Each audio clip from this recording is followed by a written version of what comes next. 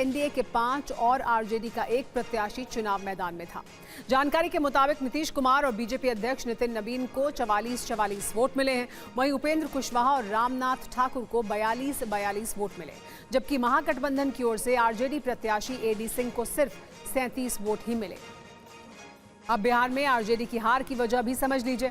दरअसल एनडीए के 5वें उम्मीदवार की जीत के लिए उसे 3 विपक्षी विधायकों के वोट की जरूरत थी, लेकिन जब वोटिंग का वक्त आया तो 4 विपक्षी विधायक गायब हो गए, यानी उन्होंने वोटिंग में हिस्सा ही नहीं लिया।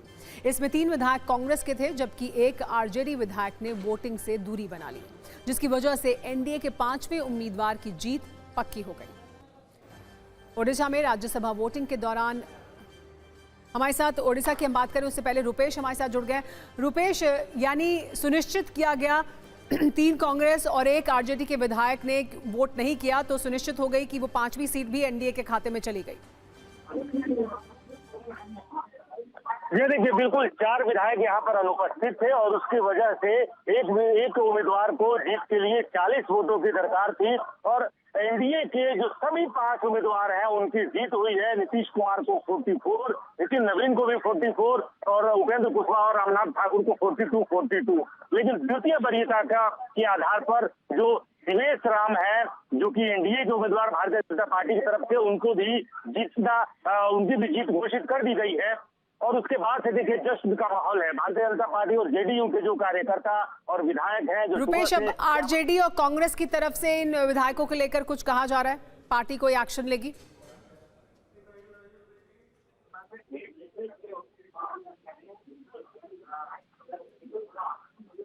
जी रुपेश,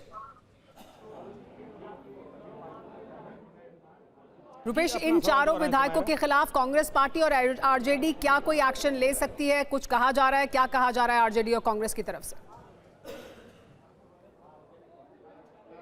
देखिए, अभी तेजस्वी यादव ने बातचीत की है। तेजस्वी यादव ने कहा कि हमारे वोट खरीद लिए गए या फिर उनको धमकाया गया, डराया गया, उनका अपहरण किया गया। आरजेडी के लोग भी कह रहे हैं कि धन तंत्र का इस्तेमाल किया गया और इस वजह से 4 जो विधायक जो कल तक उनके साथ थे वो अचानक